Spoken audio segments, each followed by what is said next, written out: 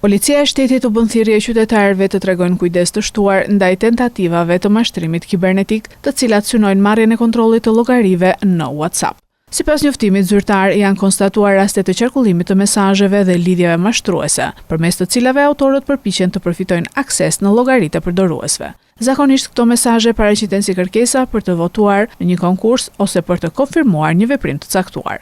Pas klikimit të linkut, përdoruesit u kërkohet të vendosin kodin 6 shifror të verifikimit të WhatsApp. Ky kod përdoret nga mashtruesit për të regjistruar llogarinë në një pajisje tjetër dhe për të marrë kontrollin e saj.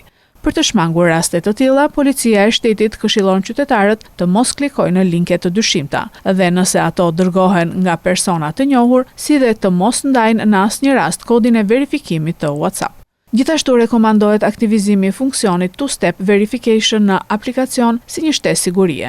Në rast se ekziston dyshimi se llogaria është komprometuar, qytetarët duhet të veprojnë menjëherë për rikuperimin e saj dhe të njoftojnë kontaktet e tyre. Policia e shtetit thekson se mbrojtja e të dhënave personale dhe kujdesi gjatë përdorimit të platformave online mbetën mënyra më efektive për të mbrojtur nga mashtrimet kibernetike.